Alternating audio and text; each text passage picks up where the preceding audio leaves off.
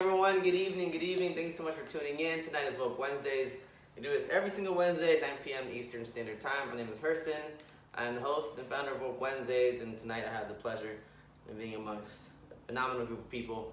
They were here last week, and they're here again this week. We're kind of culminating our series on just Native perspectives. And would y'all like to introduce yourselves? Sure. Hi, friends and family.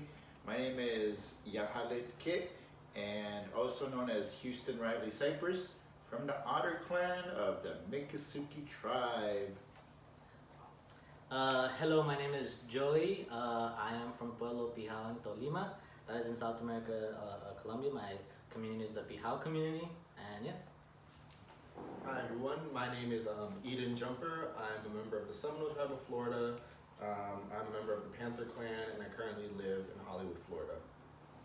Thank you all so much for being here. Tonight we have a lot to talk about. I've really been looking forward to this episode for a while. We're talking about the various ways that gender is conceptualized within, from Native perspectives, Native communities. So if this is your first time tuning in, please feel free to post comments, ask questions. The show's about an hour long. So again, please feel free to ask whatever you'd like, post whatever comment you would like. So gender, what is gender? Maybe we could just kind of start there and just kind of go forward. And y'all, what does gender mean to y'all? Please feel free to comment. What does gender mean to y'all? I don't know, I guess I'll start. I always feel that, I don't know, for me as like a Native person, as a Native queer person, when I approach gender, especially like in the more modern sense, you know, it's kind of understanding that gender is a social construct, first and foremost, you know, and especially like the Western European view of gender that has been, you know, that has existed and permeated, you know, so forth and so forth. You know, like there's where it's based on traits, you know, like, oh, you know, there's men and women where it's very binary, and usually it's, you know, accustomed to like genitalia, but then but I don't know. And it's also like very much tied to, if you're a man, then you have to be masculine. Yeah. If you're a woman, then you have to be feminine. Like, you know, you're a man if you have like a penis, or if you're a woman if you know, have a vagina and so forth. You know, so so strict, so rigid. And for me as a Native person, like that rigidity is like unnecessary. It's a lot. And I just know that, you know, with my that Native people, we have our own, you know, roots, and we have our own history, and we have our own queer history. And even just how Native people in general looked at gender and sexuality is completely different than like the Western European view of gender and sexuality, and that's something that, you know, that's forgotten about, and that we don't talk about nowadays. So question, is it based on like tribe, like, or is it like it's as like, a whole, like just Native people? Just... Definitely like as a whole, Native people, you know, like we have are like, it's like individual tribes have their own specific roles and their own specific like people, but like overall, you know, it was different. It was completely like something that completely evolved and grew separate from, you know, Western society, European society. It's Yeah, and I think also like when I think of gender in terms of indigenous communities and worldviews, like I think it also means like our place in our community, and like as a part of a community, like we have responsibilities to the community, privileges and duties within the community. So I think that that's a part of it. And also like as an indigenous person, I think gender is also tied in with how we relate to the land. And also like being a part of the universe too. So I think that there's ceremonies and ways to express our relationship with all of these things. And I think all that is beautiful expressions of what it could mean to be like to have ideas of gender in an indigenous world. Could you expand on that a little bit more? I've never heard anything like that. Like how gender could be tied to like the way you kind of experience like the earth and the world. Sure, and like when we think of like our roles in our community, like traditionally it could be like how we cultivate the land, and like whether these are quote unquote like you have the like whose job is it to do that, and what are the protocol that's associated with that. So growing corn, gathering plant materials or animal materials to create the clothing or for ceremonies and things like that. I think these are different ways that we can relate to the land and the things that live on the land and the waters too. For me, gender is still something that I'm discovering. For Central South Americans, gender is really rigid. Unfortunately, Catholicism, like a lot of the pueblos, are really Catholic, and so our communities see gender as masculine, feminine, male, female, and we have indigenous communities who we know saw gender as more than just man and woman. Right now, within my own community, they're very Catholic, so unfortunately that is not really a conversation that is going on right now, and if it is, I'm unaware of it. So real quick, even the native community is Catholic. Oh yeah. 'Cause that's something that's like...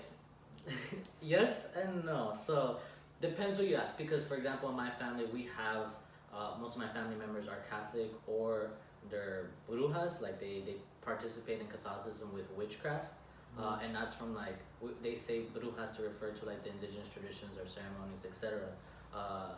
That's just how it is in South America, at least in our communities. You know, it's interesting. I've been thinking a lot about what quote unquote we consider witchcraft, and like just kind of Afro-Latin religions.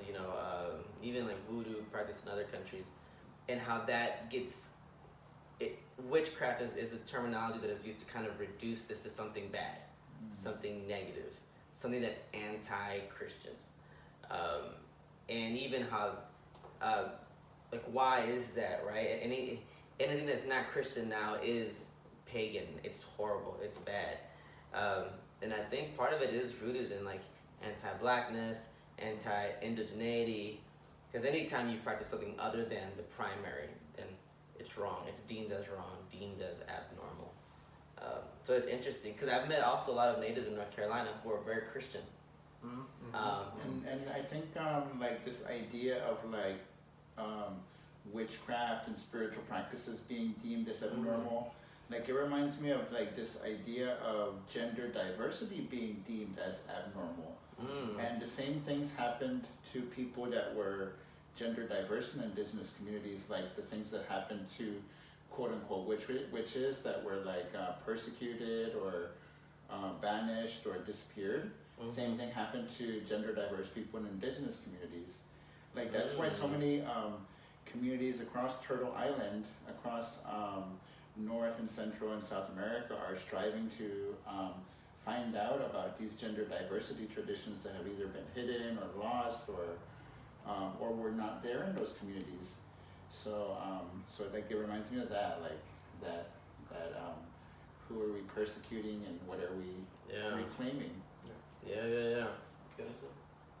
Well, in our communities, south of the border, unfortunately, because after contact, Spaniards saw, for example, with the Quechua community or the Moche community, how accepting they were of gender diverse and LGBT members in the community, and they demonized them. They used that to say, hey, look, these people are demonic, so we can kill them.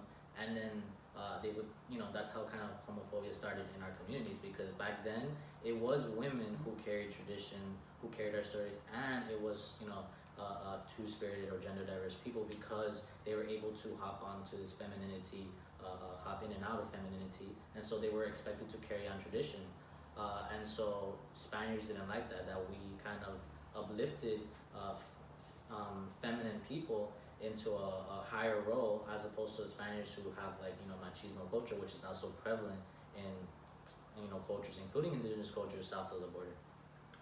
That reminds me of something, how even you were talking about how they singled out femme representing or queer indigenous folks in the beginning was upon the first contact, how even the way they perceived them, where when I've read about explorers and Christopher Columbus coming to the Americas and encountering native tribes and so forth, they would describe the two-spirited folks or those queer femme representing folks as like men who dressed as women, when that was completely not who they were. Even approaching them from that lens was way beyond that. It's So maybe even like the long hair probably would have been deemed, Yeah. I'm guessing, as non-traditional European kind of. So you said something like really just important. I think before the show, how people tend to think that being gay or being LGBTQIA plus are like white people things. Yeah, that they're new, or like that we didn't have them before. But then that was like, that's completely like not the truth, not real.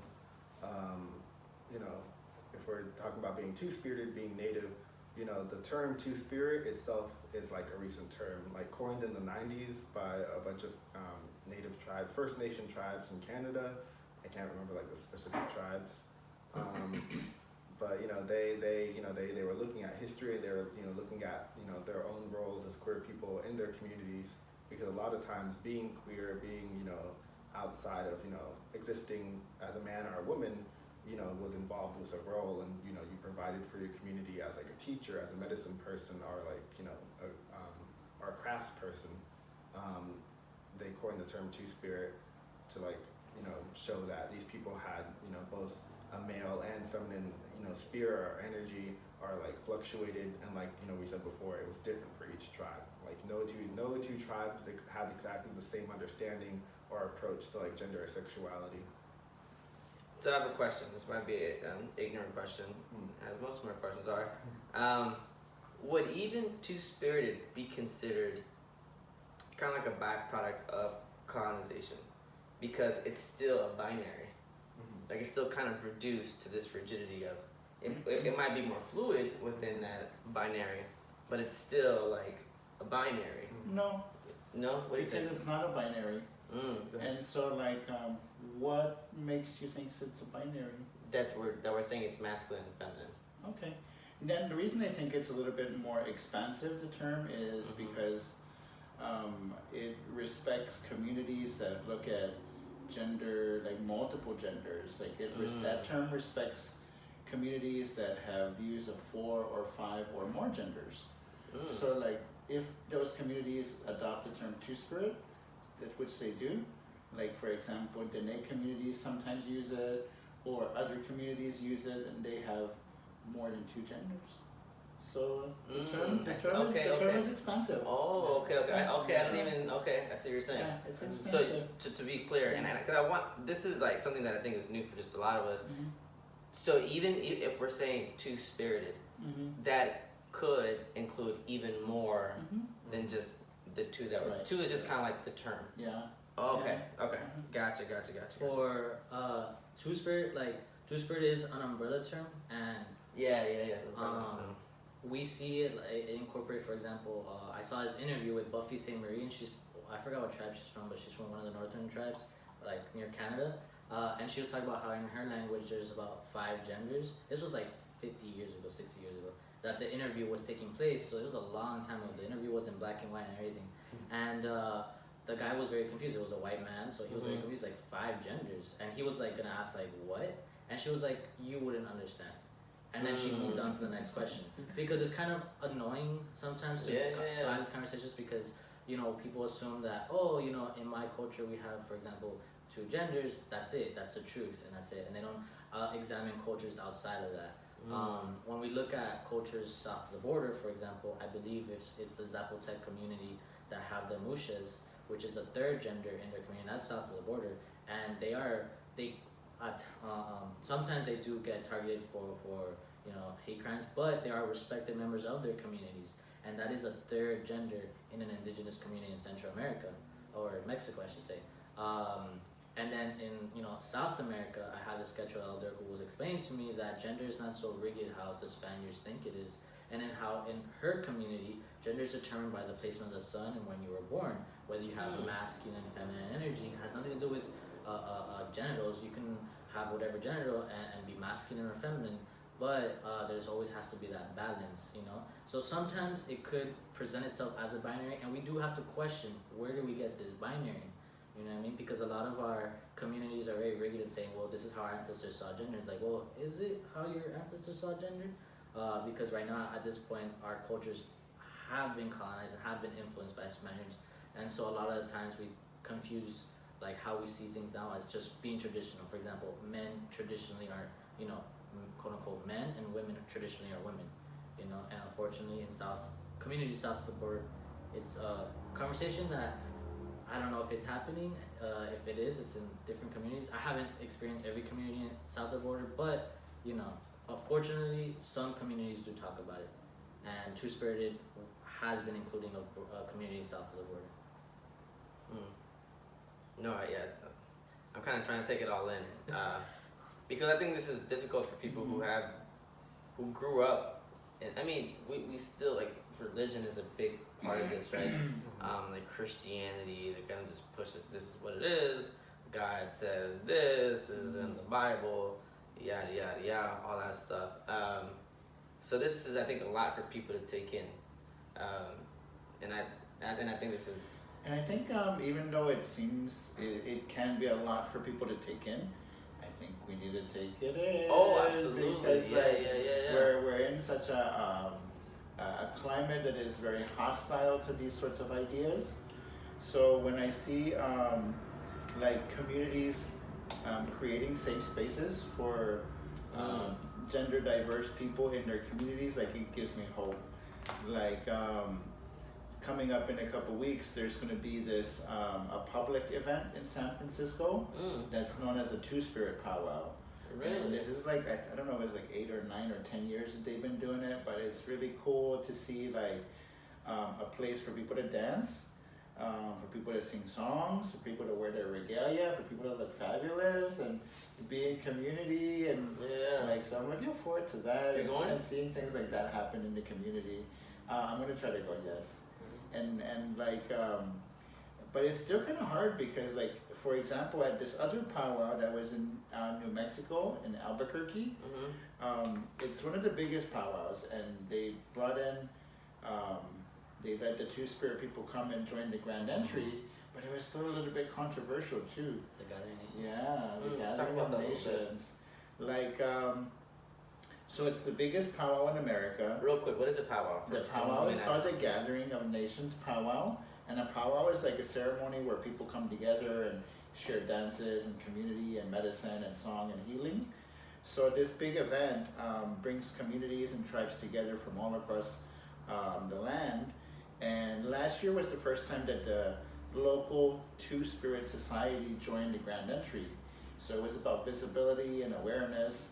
So, like, the community was really accepting, but I think there was a little bit of controversy with the administrative people, but they worked it out, and so, like, it was really nice to be part of that circle last year. I think they're doing that again. I'm looking forward to that in Albuquerque. So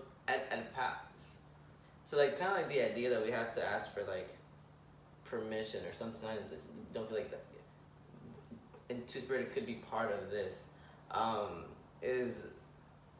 So is it like at every powwow that there needs to be, like, permission, like, for this, or is it usually just because I'm trying to wrap my head around, like, how, because we're talking before, there was different gender diverse kind of ways, right, of conceptualizing this. Now colonization happens, and now there's this European just kind of influence. So now, like, why do we need to ask for permission, I guess, to have Two Spirited people just be free within native circles?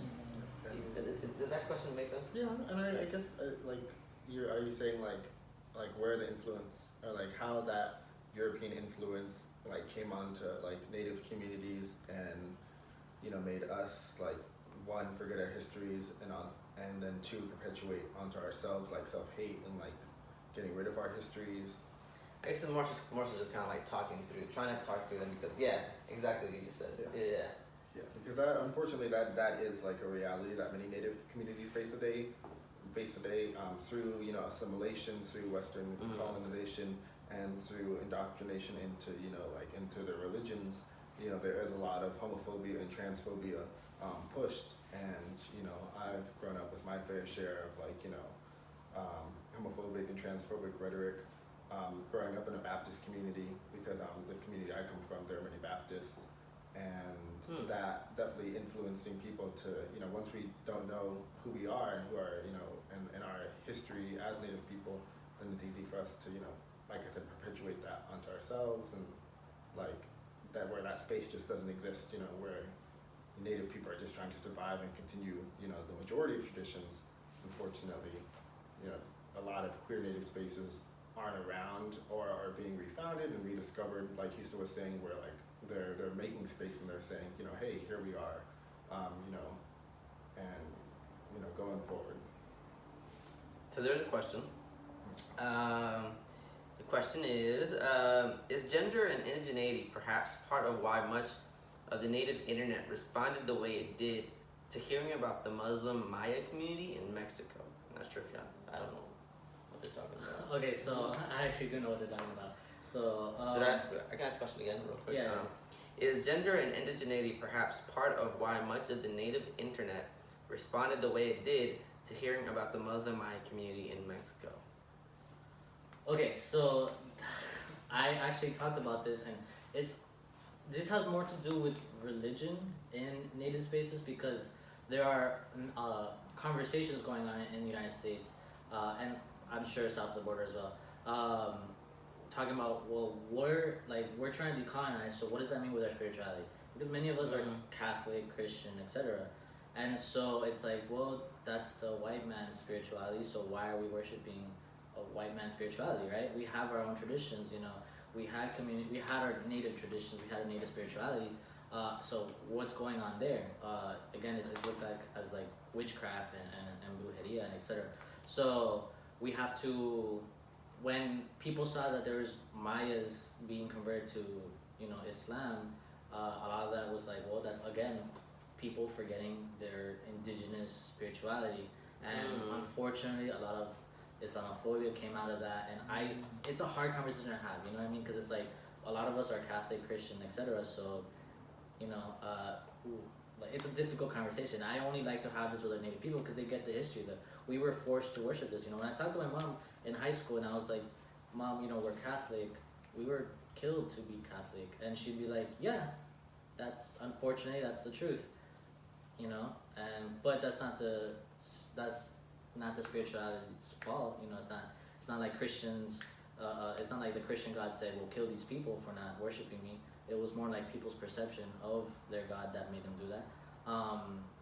But it is a difficult conversation to have, and it's more like we need to abandon all these Abrahamic faiths, whether it's you know, Hebrew, whether it's Islam, whether it's Christianity. We need to go back to our spiritual roots, and so a lot of the indigenous community was upset, at least in the United States. They were very upset that these Mayas were being converted to Islam, because it's a reminder that we're not going back in our ways. Instead, we're seeking out other people's ways, you know what I mean? So it was a hard conversation. I don't think it had to do with gender. I think it had to do with more like, why are we Christian? Why are we following Abrahamic faiths when we have our spirituality? So a follow-up to that question is saying, would you say decolonization is, in quotes, worthwhile, end quote, in the same way if we just accept one binary enforcing dogma with another? Following up on the last question. I'm not really sure what that means.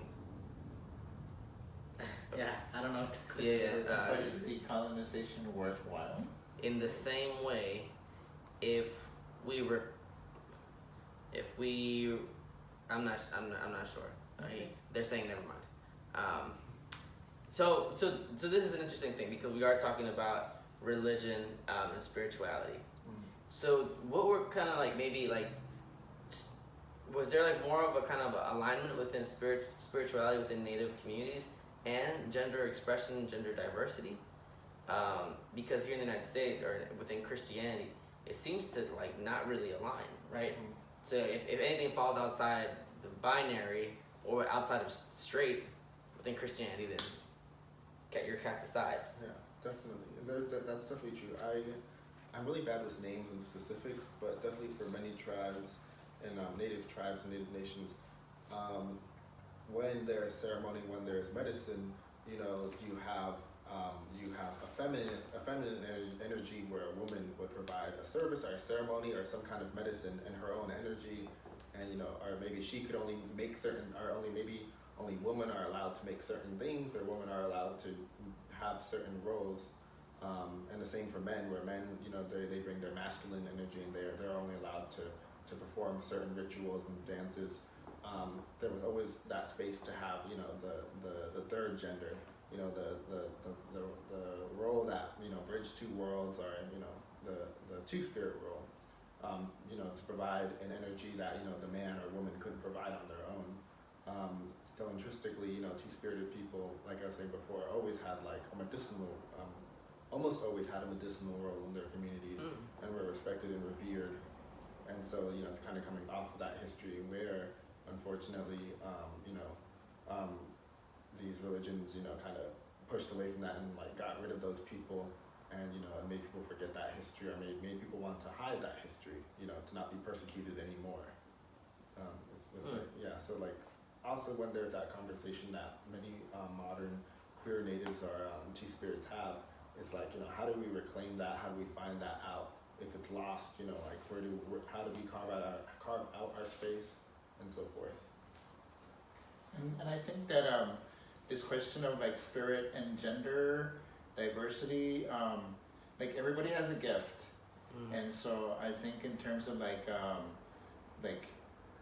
indigenous worldviews, like it's trying our best to make a space to honor everybody's gift.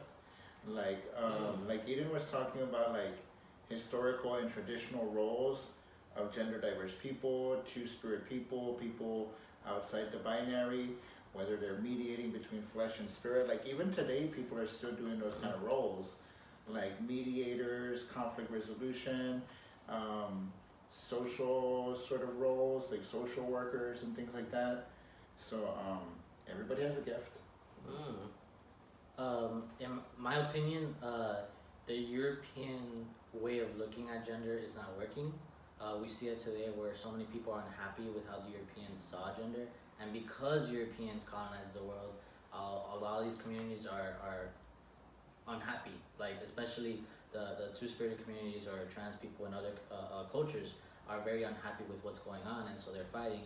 And so with indigenous cultures, we also see that what's going on, because two-spirited people were respected again, especially like in the communities south of the border, where they were able to hop onto like masculine and feminine at the same time, or depending on the situation. So in our ceremonies, right now, they're very gendered. Men do this, women do this. Men wear a certain thing, women wear a certain thing. You dance a certain way, the other person dances a different way, right? But in certain communities, like let's say the Quechuas, the Incas, if there's a lack of women, then a man has to dress up traditionally like a woman to balance it out, because there always has to be a balance in things, a balance of masculinity and femininity. That was a two-spirited person's role, where they were there to balance it. So they were able to, let's say there was an influx of, there was too many masculine people, so they would present as female to balance everything out. And so other communities are asking, well, how do we look at gender, right? The ones that are questioning it. The other ones, unfortunately, trans people south of the border do suffer the most. There's always people dying who are trans, and it's very unfortunate. And that even exists in my community, where I had a gay uncle and he was killed with his lover, and you know, it happened in the pueblo. Like, unfortunately, you know, we can assume, oh, what happened? Why did they get killed? But you know, my family knew why they killed, and so when I came out as a gay person, my family was like very, very uncomfortable with that, because, well, look what happened to our cousins, for example. Look how are people gonna perceive that? Is it dangerous? You know, I have a gay cousin right now who is scared of going back to Colombia, because it's, you know, unfortunately south of the border, you know, we're very Catholic, and sometimes that goes into, you know, radical self-hate or radical hatred, you know? So I have like two questions. One question is, well, maybe the first one's more of a comment, the second one's kind of a question. The first one is, it's kind of interesting because, so this is like the first time I'm really kind of like learning about like two-spirit. I know Even's mentioned it before. But it seems too that, like, you know, so I guess I consider, if I identify myself as a straight cisgendered man, but there are so many, like, I guess, feminine things that I do have an experience that we would consider feminine within the society, and there have my very masculine moments too. Sometimes I experience them at the exact same time, right? And sometimes maybe I experience something else that I don't even know what I call it. So it's in a way like it seems like everybody is just like multi-spirited, right? What do y'all think about that? Is that like too much to say? Like, what do y'all think? No, I completely agree. For my own personal view is that no one is like completely 100% like a cis woman or 100% a cis straight man, or cis straight woman, respectively. And even when we look at how, like I was saying before, Native people viewed like gender identity and gender roles, like definitely, there are inherently men and women in terms of mothers and and fathers and and the nurturer provider kind of deal. But like even today, we when we approach that, we still look at it from like a Western view, where it's like, just because there is, that space for a mother and a father and nurture provider kind of deal, that like men and women could be different kinds of men and women. There were men who were hunters and everything else that came with that. There were men who were medicine people and everything else that came with that. There were women who were mothers and everything that came with that. Women who were craftspeople and everything that came with that. There was more than one way to be a man and a woman, and different ways that femininity, masculinity, and the in between fluctuated there. And that's something that people are like, unfortunately, are like, just because of how our society works and how things are how we've grown up in this binary gender view of everything, like that, we also kind of have to understand and view that it's not explicitly like that. Even when just like Joey was saying before, like just I don't know, just people aren't intrinsically like just one whole part of the other, or like one polar opposites. There's in betweens in everybody. What I was gonna say was, it's interesting to note that at least Europeans had a big problem with this when it came to Native societies. So when they did, in 1492, when they came, they saw this and they used that against us. What did they do is they were like, well, how do we kill Native people? Well, we'll attack the teachers. We'll attack the medicine men, or the medicine people, I should say.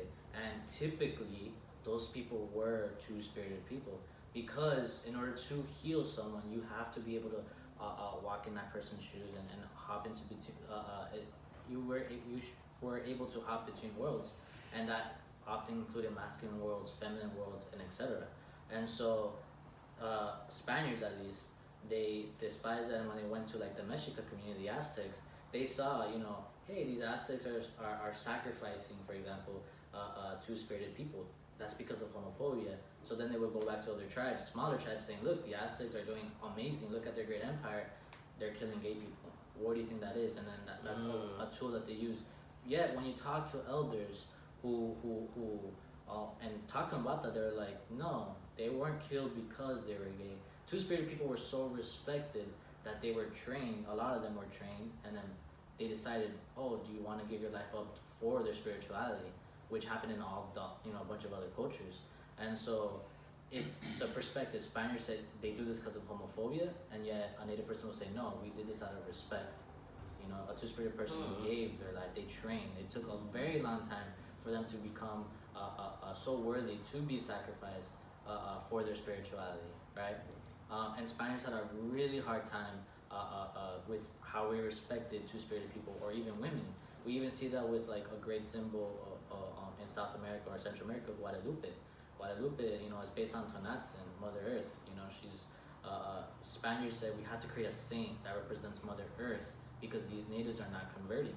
These Indians aren't converting, right? And so they, created Guadalupe, and look who is one of the most iconic figures in Central South America. Is Guadalupe. It's Mother Earth. Guadalupe is literally. What was the name you used before Guadalupe? Tonatzin. She's like the mother, right? Mm-hmm. And she's so respected in our communities, that feminine energy, that Mother Earth, and you still see that today. So even though, for example, let's go back to like Latinos and like identity, you still see that Native influence, that how much they have respect for Guadalupe, the Mother Earth, etc. And it's that respect of women and gender diverse people. So real quick question. So maybe even death was looked at differently within Native communities, because you're talking about how someone kind of volunteered their life, sacrificed themselves for their spirit, and maybe even death was just viewed differently. Mm-hmm. Yeah, definitely. Like when you're talking about aspects, Yeah. Mexico, like The Mexica community. yeah, when you look at their creation stories, I'm not gonna get into specifics because there's so much detail there. But like many times, the gods in creating the world, in creating people, in creating all these events that would create the moon, the stars, and so forth, would give up their bodies and they would give up their life, for the creation of the world, and and if you're in that, you grow up that as a Mexica Aztec person, especially back then, like that's the ultimate thing, to see what the gods would do for you or yourself, so that you would, and it wasn't just like, like people like try to say like they just got random people and sacrificed them and they were savages and so forth and so forth. These people, they trained and they trained for years and they did medicine, they understood what they were getting themselves into and surrounding themselves into. That it was just more, it wasn't, just, oh, we're just going to grab you and sacrifice you because we're savages and rain, come here, or whatever else. Yeah, definitely is an interesting conversation in the perception of like indigenous cultures. You still see that influence today with like Day of the Dead. I don't know what community south of the border doesn't celebrate Day of the Dead. Even like my community celebrates it as a celebration of our ancestors. Yeah, Los Muertos. Yeah. And so when you go to Mexico, you see all these skeletons, for example. And it's not. I mean, I'm sure now death is seen differently, but back then, before contact, death wasn't a bad thing. It wasn't a sad thing, and that's not just us. Like you have different communities experiencing death differently. Like you have, I don't know what community they are, but you have like in the United States a black community that celebrates. They don't party when someone dies and etc. Because to them it's not a sad thing. It's like a celebration, And for us, I don't know how all communities saw death because I don't know everything about every Native person south of the border. And even with my community, again they're Catholics, so they're gonna see death in a sad way. But certain communities just see death as a good thing because you're joining your ancestors. You're gonna become an ancestor, and you're gonna be watching over your descendants. You're gonna be guiding your descendants. How amazing is that? How that's. We can have a whole bunch of episodes. So real quick, I want to ask something. Because to try to kind of also, I remember you were telling me like I think a couple weeks ago how I think transgender, that is kind of like the quote unquote equivalent of, and please correct me if I'm wrong, of two-spirited. Would that kind of be kind of? No. I'm wrong. Yeah. Oh, I'm wrong. I knew I was right. I already knew I was wrong. Yeah.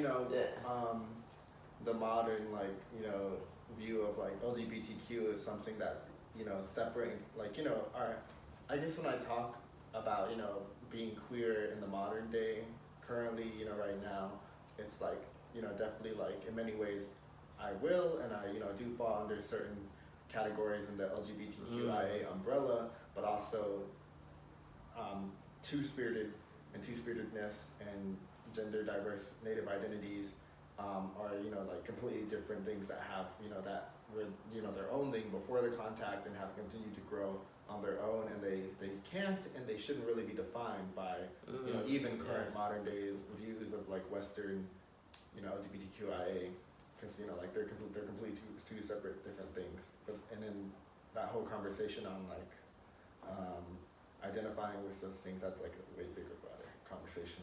That's great. Yeah, thank you for correcting that. But that isn't to say that there are LGBTQIA people who who do come into two-spirited spaces are welcomed, are under that umbrella.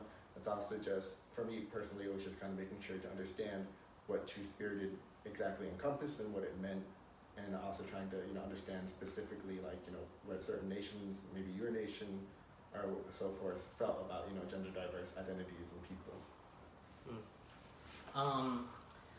So I didn't two-spiritedness was a new concept for me for a while. I think I learned about it like a year ago, and I just know that people saw me, they're like, oh, this person is gay, this person is Indian, they're two-spirited, right?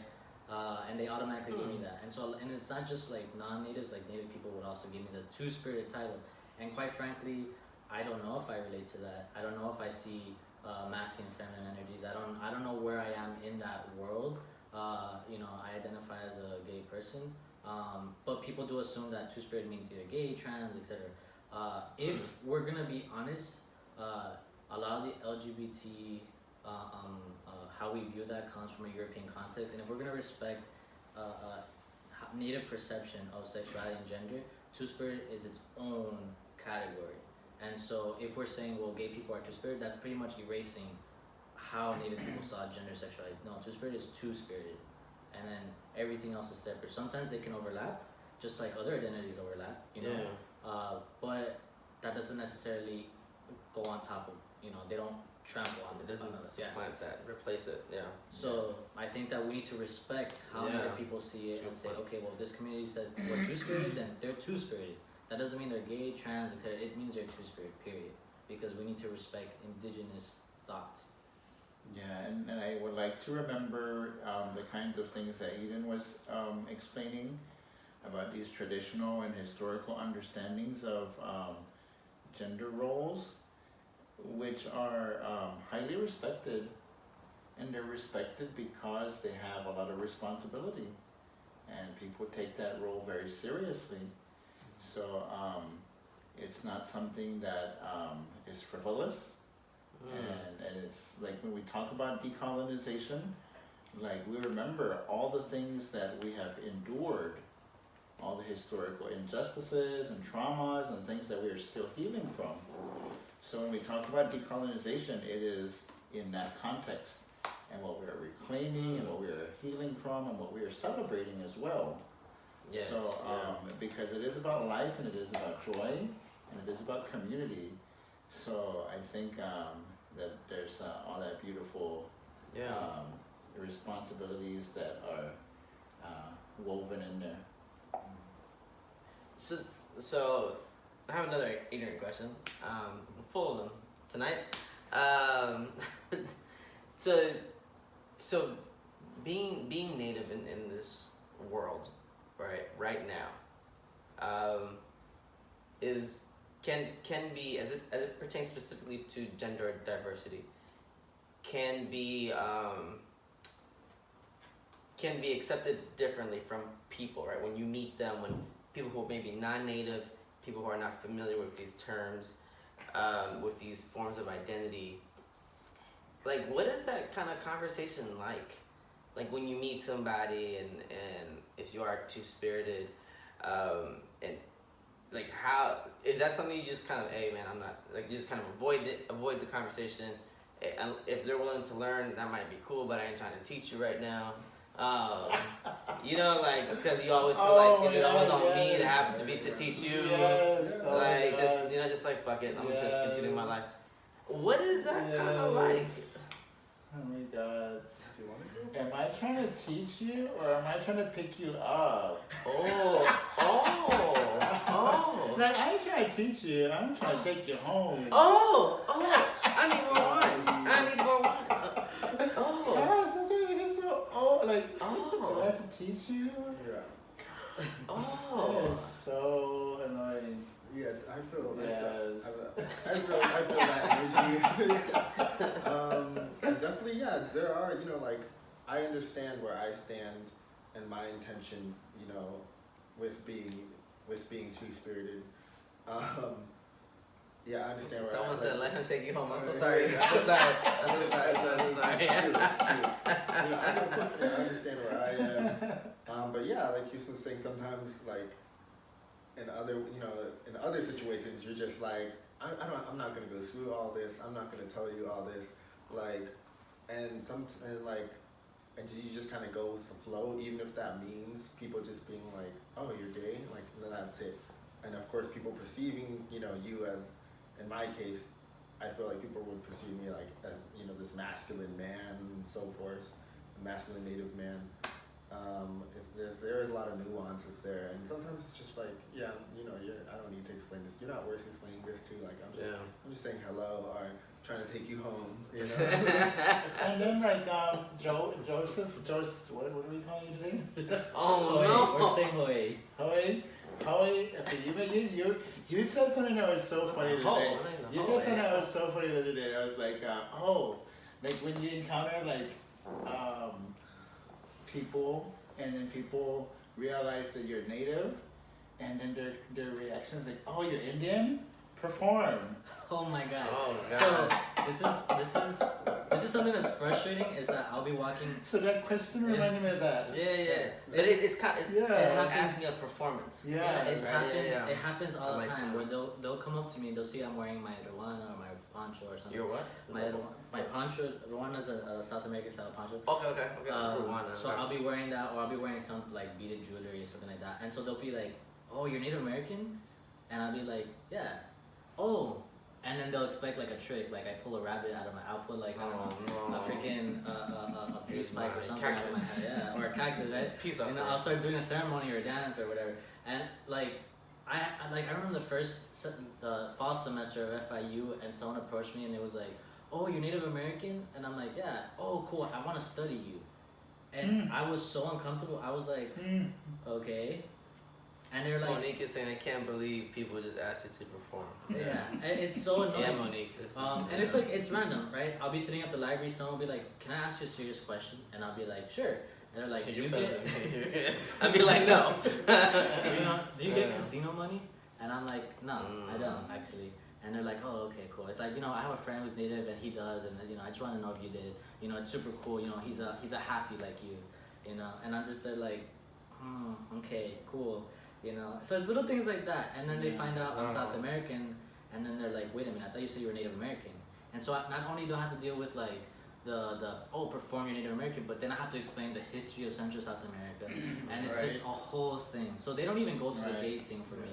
It's usually like, "Wait, I thought you said you're Native American, but you're also Latino. Like, what's going on here?" And it's like, So we're running out of. So real quick, I just wanted to say like, some really good places to have difficult conversations have been for me like in the arts. So I brought this book that I wanted to share with friends here.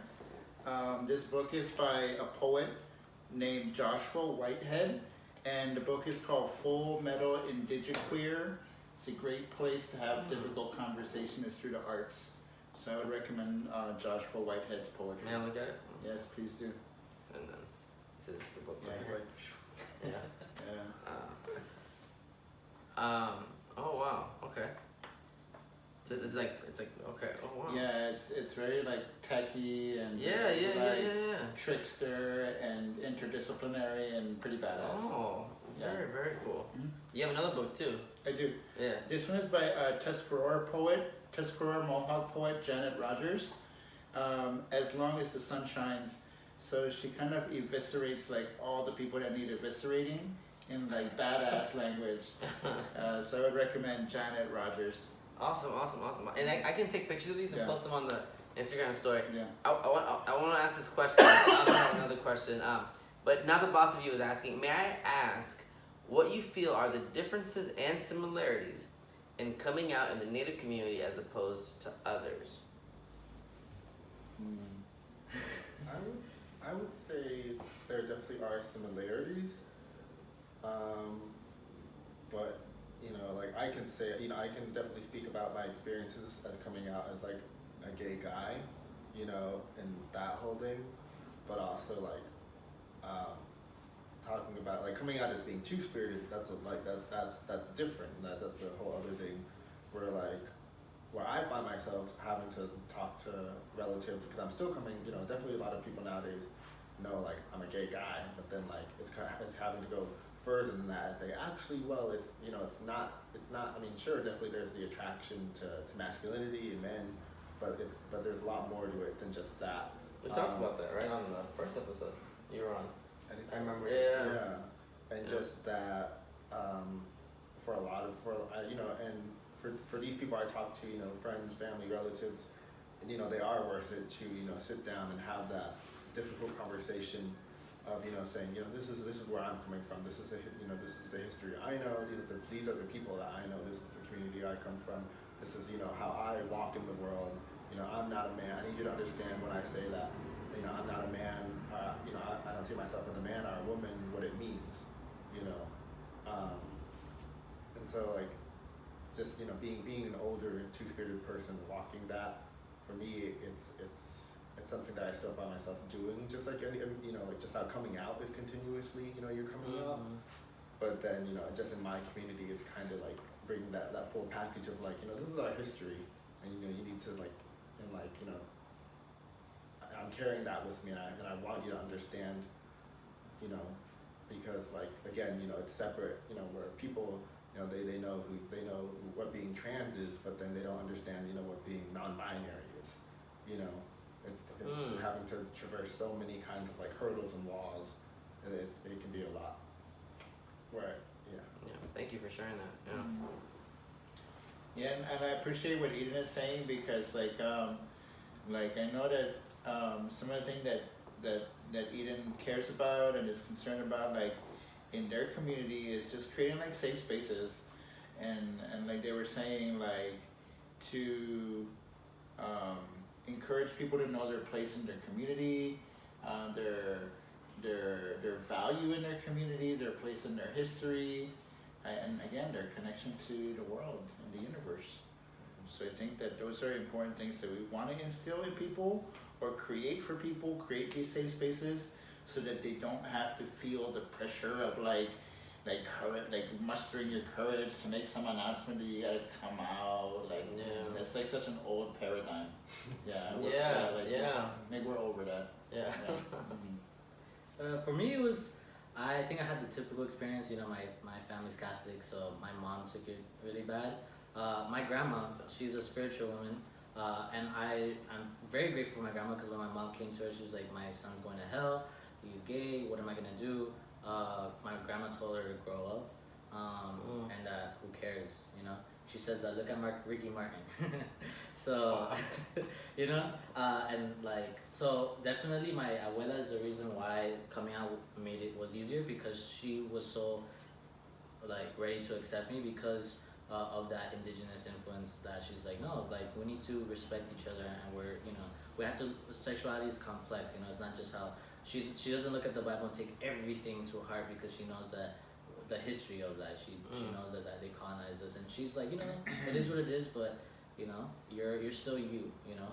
And my mom, it took her a while to come to terms with it, and now she is, and she's very accepting, and we have difficult conversations, and she's like, you know what, she tells me she doesn't know why she saw it like that, because she looks at like the Peruvian community, the Quechua community, and she sees all these statues of them making gay art, basic art of like men and women, and it's like, we were like this before, and now we're not, so I'm sorry. And you know, she apologized to me, and I'm just like, it's not your fault, like I get it, it's a rough thing to go through for everyone, you know. Unfortunately, like in South Florida, it is rough, because I'm twisting her world upside down. Like she's like, whoa, I thought you were gonna come out a certain way, and you know, you're not. You know what I mean? So, yeah. And let me just say that, like for me, like in my community, we don't have any like ceremonies for that sort of rite of passage. So like when I came out, like I made my coming out like my own ceremony. Like I made it into my own ceremony. So we can do these things. Yeah, absolutely. So let me ask maybe another question. So we've been talking about gender diversity, right? One thing we haven't really talked about is we've kind of alluded to dating, but I'm interested in perspectives about interracial dating and what that means within Native communities. Within, like obviously within gender diversity, what does that mean to maybe date outside to maybe someone who is like maybe white American or something? Well, I guess I'm the only one dating, so for me, like my family saw my significant other and was just like, oh, you brought home a white Latino, okay. And that was their experience with it, you know. They were like, well, you know, he loves you, so we'll love him, right? So they accepted him. The other way, unfortunately, his family, you know, saw my family as like dirty Indians, and so his family, not his mom loves me, respects me, supports me, but his grandparents, they don't respect me. They don't, you know, they don't like the fact that he's dating a gay person or a Native person, and so they have showed that side to me, and it's rough in that sense. As far as communities go, communities, depending on the community you come from, at least south of the border, they'll accept you, they won't. You know, sometimes they'll like say you're not part of our community anymore, and that happens a lot to two-spirited people, unfortunately. But when it comes to dating outside of your race, it's the fact that there's like a lot of times they're scared that these people are gonna look down on them, because indigenousness is looked so down upon in Central South America, that if you bring home a white person, let's say, they'll look, you know, they'll be like, this person's gonna look down on us, so we're gonna look down on them, right? Now, when it comes to like dating black people, at least in south of the border, it tends to be better because there's, at least in Colombia, it tends to be better because a lot of communities survive by integrating with black communities. And so, for example, my grandma, she's part black, and you know, she talks about that where she told me, I need you to marry a Dominican girl, you know. So she was very well like saying like, look, you're already pale, like I need you to get darker. You know what I mean? So, but not everyone has that experience. Again, every community is different. Yeah. I can only speak for my community, you know, or my family as well.